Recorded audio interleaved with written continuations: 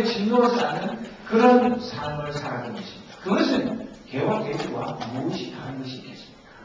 홍수심판으로 몽땅 썰려간 직전까지 하나님의 그 경고가 무려 노아 시대만 해도 노아가 120년 동안이나 이렇게 하면 안 됩니다. 정신 차리고 하나님께로 돌아오십시오. 그냥 산 주택에다가 방종하시는 것이 아니라 노아는 최선을 다해서 그 인류들을 하나님의 경고의 메시지를 전했는데 그 이야기들을 들은 척도 안 했다는 것입니다. 오늘 우리 시대에도 그저 먹고 마시고 즐기는 일에 얼마나 사람들이 정신을 못 차리고 있습니다. 여러분 한 가지 예를 들어볼까요? 오늘자 한국신문에 한국의 음주 관련 질병 진료비가 4년 만에 2배가 되어서 너무 술 때문에 생긴 병에 돈이 많이 들어가가지고 술에도 담배처럼 건강증진 기능을 부과해야 하겠다. 그런 것을 국민건강보험공단에서 주장을 할 정도로 술 때문에 나라가 망치겠습니다. 이거 절대로 옹살이 아닙니다. 술 권하고 술에 찌든 한국 사회가 되는데 세계보건기구가 정한 음주 진료비를 계산하면 2009년 한 해에 우리 한국에서 쓴 돈만 6조 1226억 원을 술 때문에 생긴 병 치료하는 데 썼습니다. 6조가 넘는. 그러고 정신을 못 차리고 뭐라고 하시다. 온갖 종류의 술에 빠져가지고 정신을 못 차립니다.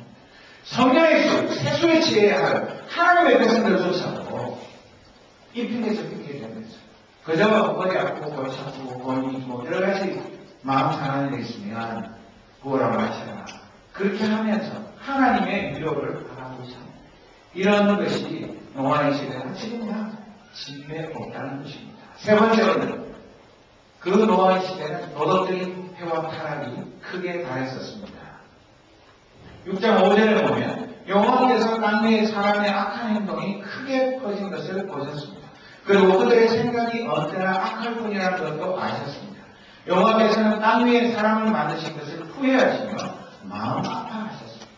여러분, 하나님의 이런 마음을 우리가 탈만큼 더 신뢰할 수 있겠습니까? 자기가 만든 최고의 걸작품들이 만든 분의 뜻은 아무것도 없이 오직 머릿속에 생각하고 있는 것은 처음부터 끝까지 악한 생각과 하나님을 대적하는 것밖에 없는 그런 것들을 행하고 그것으로 나를 지세우니 그들을 하나님 보시면서 얼마나 가슴을 치시면서 마음 아파하시고 심지어 후회하신다고 기록해 놓았겠습니다.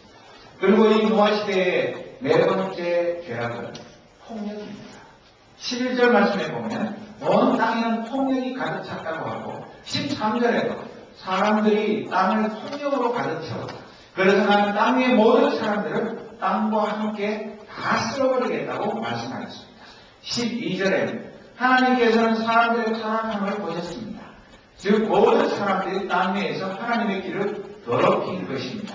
그렇게 모발하고 있습니다. 명분 없는 불의한 전쟁들과 일상적인 폭력에 얼마나 많은 사람들이 매일 수도 없이 죽어가는지 그 노아 시대뿐만 아니라 오늘 21세기의 첨단 과학 시대 이런 폭력들이 국가의 폭력, 사회의 폭력, 또 개인 간의 폭력 이런 것들 때문에 얼마나 많은 사람들이 속죄없이 죽어가고 있습니까? 그런 죄악이 그 죄악의 홍수가 온 세상을 뒤덮은 그런 세상이면 웬만한 신앙인이라도 내가 그렇게 살아야지, 착하게 살아야지, 이 세상 풍조를 본받지 않고 하나님의 백성답게 살아야지 다짐한다 할지라도 그 다짐을 지키기가 얼마나 어렵겠습니까?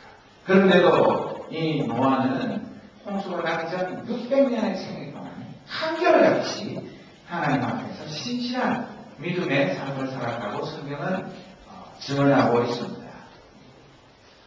정말 하나님 그 노아를 사랑하셨지만 그 노아 외에 대부분의 사람들은 내가 만든 땅의 모든 사람들을 모두 멸망시키겠다. 사람에서부터 땅의 모든 짐승들과 기어다니는 것과 공중의 새까지도 멸망시키겠다. 왜냐하면 내가 그것들을 만든 것을 후회하기 때문이다. 그렇게 말씀하셨고 그러나 8절에 보면 하지만 노아는 여호와의 마음에 제가 적어놓은 것입니다. 쏙 들었습니다. 여호와께 은혜를 입었다고 말합니다. 왜? 하고 많은 10억이나 되는 그 엄청난 인구 중에 다른 사람 다 제쳐놓고 노아가 하나님의 마음에 쏙 들어서 하나님의 은혜를 입었을까요? 여러분 성경 아무리 찾아봐도 노아가 무슨 왕족도 아닙니다. 노아가 무슨 대단한 사회적인 지위를 가진 사람도 아닙니다. 노아가 엄청난 노부도 아닙니다. 노아는 그저 평범하게 짝이 없는 사람입니다. 그런데도 노아가 특별하게 하나님께서 자기에게 많은 것, 좋은 것을 주셨기 때문에 하나님 앞에 신실하게 사는 것이 아니라 그저 하나님 앞에 하나님 뜻대로 살기를 노력하는 사람이었던 것을 보여주는 것입니다. 하나님이 이 노아를 어떻게 평가했습니까? 첫째로는 뭐라고 평가하셨죠? 첫째로는 이 노아는 다른 사람과 달리 의인이라고 불렀습니다. 여러분, 성경에 여러 군데 보면 의인은 없나니 한두 명은 있다고 그렇게 되어 있습니까? 하나도 없다고 합니다. 아니, 노아가 왜 의인입니까? 노아는 그러면 죄가 하나도 없고 예수님과 같은 그런 의인이란 말입니까? 그렇지 않습니다. 노아도 죄인 것은 맞지만, 그러나 이 그때 당시의 사람들과는 비교할 수 없을 정도 하나님 앞에 의로운 삶을 살았던 그런 하나님의 백성이었다는 것, 그것을 우리에게 말하고 있습니다. 그뿐 아니라 이 노아는 또 두 번째로 뭐라고 말합니까? 이 노아는 완전한 자다. 여러분, 이 세상에 완전한 자가 있습니다. 여러분들 중에 나는 완전한 사람이다, 그런 사람 계십니까? 아무도 없죠. 그런데도 하나님이 왜 이 노아를 완전한 자라고 불렀을까요? 마치 세계적인 명장이 바이올린을 만들든지 아니면 미켈란젤로가 그 데비드 상을 만들듯이 그렇게 걸작을 만들면 평론가들이 볼 때 흠잡이가 없는 너무나 완벽한 그런 종류의 하나님 앞에서 도덕적으로 윤리적으로 흠을 찾기 어려운 그런 경건한 사람이었다고 말하는 것입니다. 세 번째로 이 노아는 어떤 사람이었다고? 그는 하나님과 동행하는 사람이었습니다. 하루 이틀도 아니고 1-20년도 아니고 무려 600년 동안이나 한결같이 하나님과 동행하는 그런 믿음의 삶을 살았다고 하는 것입니다. 마치 성경에 보면 욥을 뭐라고 말하고 있습니까? 그 사람은 흠없고 정직했으며 하나님을 사랑하고 악을 미워했습니다. 그렇게 평가했듯이 이 노아는 그 당대의 의인이요 또 흠없는 완전한 자요 하나님과 동행한 믿음의 사람이었다, 그렇게 기록하고 있는 것입니다. 얼마나 놀랍습니까? 그 대부분의 거의 99.9%도 더 되는 사람들이 죄악과 더불어 먹고 마시며 흥청망청 정신을 못 차리고 사는 세상. 이 노아, 그 노아의 다른 식구들 모두 8명밖에 안 되는 그 사람들은 하나님의 마음을 기쁘시게 하고 하나님이 보실 때 다른 건 보면 눈을 감고 싶으십니다. 노아와 그 가족들만 보면 춤이라도 덩실덩실 추고 싶은 그런 삶을 살았다고 성경은 말하고 있는 것입니다.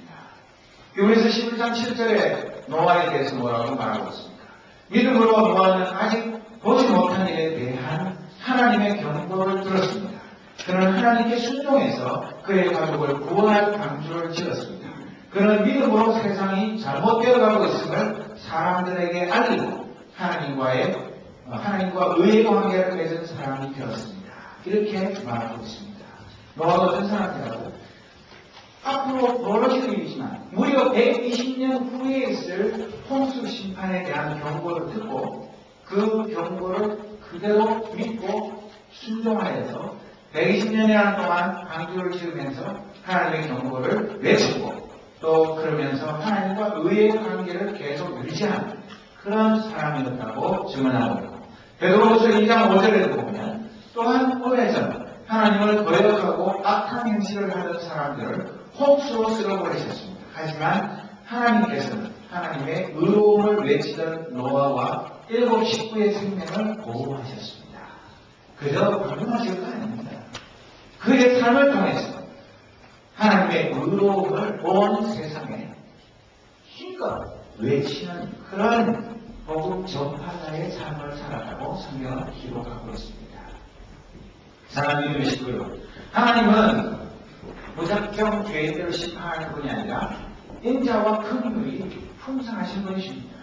하나님은 소돔 고모라를 불로 심판하실 때도 아브라함의 중보기도 때문에 50명에서 나중에 10명까지 나왔어요. 그 큰 성 소돔 고모라의 의인 10명만 있어도 멸망시키지 않겠다고 하신 분입니다. 심지어는 에레미야 5장 1절에 보면 그 큰 성 예루살렘에 의인 4명만 있어도 용서하시겠다고 했습니다. 몇 명? 한 명만 있어요. 그런 분이 우리 하나님이십니다. 하나님은 결코 잔인하거나 무자비하게 사람들을 심판하는 것을 즐겨하는 분이 아니라 오래 참으시고 마지막 한 사람까지 구원 얻기를 애타게 기다리시는 분이십니다.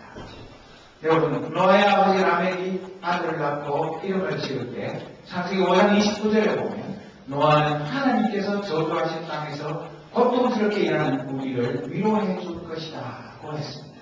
노아라는 이름은 위로, 위안 그런 뜻이 있고 또 안식 그런 뜻이 있는 것입니다. 여러분, 노아는 그 죄악으로 가득 찬 세상에 하나님께서 그를 통해서 세상을 위로하고 세상에 참된 안식이 무엇인지를 보여준 사람입니다. 오늘 우리 시대에 우리도 믿음으로 구원을 얻은 노아의 후손으로서 어떻게 살아야 하겠습니까? 오늘 우리의 삶이 우리 시대의 참된 위로와 위안이 되어야 됩니다. 슬픈 자, 괴로워하는 자, 옥에 갇힌 자, 헐고 굶주린 자 그들에게 진정한 하나님의 위로를 우리가 전할 책임이고 또 쉬지 못하고 일에 중독되어서 일에 노예가 되고 일자리를 찾아도 찾지 못하는 88만 세대 4.5점 이태백 이런 시대에 우리 하나님의 백성들의 삶이 우리 시대의 참된 안식의 표징이 되어야 하는 것입니다. 이 노아와 그런 하나님의 은혜의 그 상징이 우리의 삶이 되어야 하는데 그것은 결코 평탄하고 늘 모든 일이 만사형통한 것만은 결코 아닙니다. 사도 바울은 뭐라고 고백했습니까? 자기가 승승장구하고 잘 알던 그 엘리트 중에 엘리트였던 사도 바울이 부활하신 주님을 만나고 나서 그의 생활이 변화되어서 뭐라고 고백했습니까?